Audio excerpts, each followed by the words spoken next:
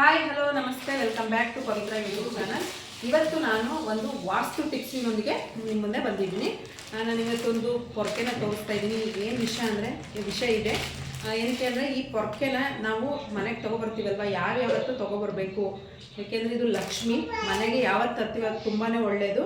ಅಮಾವಾಸ್ಯೆ ಮತ್ತು ಹುಣ್ಮೆಗಳಲ್ಲಿ ನಾವು ಯಾವತ್ತೂ ಪೊರ್ಕೆನ ತೊಗೊಬರ್ಬಾರ್ದು. ಹಾಗೆಯೇ ಖರೀದಿಸಬೇಕಾದ ದಿನ ಬಂದುಬಿಟ್ಟು ಮಂಗಳವಾರ ಮತ್ತು ಶನಿವಾರ ಮತ್ತು ಭಾನುವಾರ, ಈ 3 ದಿನದಲ್ಲಿ ಯಾವತ್ತಾದ್ರೂ ಈ ಪೊರ್ಕೆನ ನಾವು ತೊಗೊಬರ್ಬೋದು ಮನೆಗೆ. ಮತ್ತು ಹಳೆ ಪೊರ್ಕೆನ ಯಾವತ್ತು ಬಿಸಾಕಬೇಕು ಅಂತಂದರೆ, ಶನಿವಾರ ಸಂಜೆ ಒಂದು 4 ಗಂಟೆ ಟೈಮಲ್ಲಿ ನಾವು ಈ ಹಳೆ ಪೊರ್ಕೆನ ಬಿಸಾಕಬೇಕಾಗುತ್ತೆ. ಏಕೆ ಅಂತಂದರೆ ಮನೆ ನೆಗೆಟಿವ್ ಎನರ್ಜಿ ಎಲ್ಲ ಹೋಗುತ್ತೆ ಅನ್ನೋದಕ್ಕೋಸ್ಕರ ಸಾಟರ್ಡೇನೆ ಶನಿವಾರ ಟೈಮ್ ಮಾತ್ರ, ಅಂದರೆ ಸೌದೋಗಿರುತ್ತಲ್ಲ ಅಂಥ ಪೊರ್ಕೆನ ನಾವು ಹೊರಗಡೆ ಬಿಸಾಕಬೇಕಾಗುತ್ತೆ. ಅದು ಟಿಪ್ಸ್ನ ನಾವು ಅಳವಡಿಸ್ಕೋಬೇಕು. ಮಾರ್ವಾಡಿಸ್ಗಳೆಲ್ಲ ನಾವು ನೋಡಿದ್ದೀವಲ್ವಾ, ಮಾರ್ವಾಡಿಸ್ ಎಲ್ಲ ಯಾವ ಥರ ಇಂಪ್ರೂವ್ಮೆಂಟ್ ಆಗ್ತಾರೆ, ನಾವೆಲ್ಲ ಇದನ್ನೆಲ್ಲ ನೆಗ್ಲೆಕ್ಟ್ ಮಾಡ್ತೀವಿ. ಏನು ಇದಿದ್ರೆ ಆ ಥರ ಆಗುತ್ತಾ, ಅದಿದ್ರೆ ಈ ಥರ ಆಗುತ್ತಾ ಅಂತ ನಾವು ಥಿಂಕ್ ಮಾಡ್ತೀವಿ. ಬಟ್ ಮಾರ್ವಾಡಿಗಳದೇ ಪೊರ್ಕೆ ಅಂದ್ರೆ ಅವ್ರಿಗೆ ಲಕ್ಷ್ಮಿ.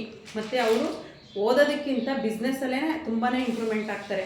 ಈ ದೀಪಾವಳಿ ಹಬ್ಬಗಳಲ್ಲೆಲ್ಲ ನಾವು ನೋಡಿರ್ತೀವಲ್ವ, ಅವ್ರು ಎಷ್ಟು ಪೂಜೆ ಮಾಡ್ತಾರೆ ಲಕ್ಷ್ಮಿಗೆ ಅಂತಂದರೆ ತುಂಬಾ ಭಕ್ತಿ ಇಟ್ಕೊಂಡು ಪೂಜೆ ಮಾಡ್ತಾರೆ. ನಾವುಗಳು ನಂಬಲ್ಲ ಅಷ್ಟೇ. ಮತ್ತು ಪೊರ್ಕೆನ ತುಳಿಬಾರ್ದು, ದಾಟಬಾರ್ದು, ಮತ್ತು ಯಾರಿಗೂ ಕಾಣೋ ಥರ ಇಡಬಾರ್ದು. ಕಿಚನಲ್ಲಂತೂ ಈ ಪೊರ್ಕೆನ ಇಡಲೇಬಾರ್ದು.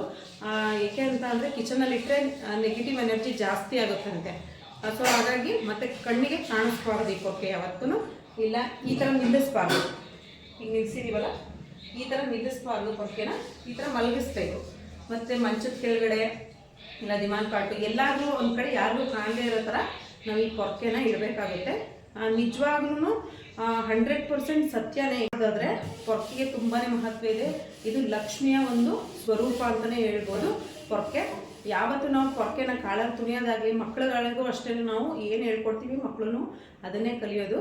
ಸೊ ಪೊರ್ಕೆನ ಯಾವತ್ತೂ ತುಣಿಬೇಡಿ. ತರೋ ದಿನ ಬಂದು ಮಂಗಳವಾರ, ಶನಿವಾರ ಹಾಗೆಯೇ ಭಾನುವಾರ ಪೊರ್ಕೆನ ಖರೀದಿಸಬೇಕಾಗುತ್ತೆ. ಮತ್ತು ಬಿಸಾಕೋದಾದರೆ ಶನಿವಾರ ಮಾತ್ರ 4 ಗಂಟೆ ಮೇಲೆ ನಾವು ಈ ಪೊರ್ಕೆನ ಬಿಸಾಕಬೇಕಾಗುತ್ತೆ. ಇನ್ನೊಂದು, ಅಮಾವಾಸ್ಯೆ ಹುಣ್ಮೇಲಂತೂ ಯಾವುದೇ ಕಾರಣಕ್ಕೂ ಪೊರ್ಕೆನ ತರಬಾರ್ದು, ಲಕ್ಷ್ಮಿ ಉಳಿಯೋದಿಲ್ಲ ಅಂತ ಹೇಳ್ತಾರೆ.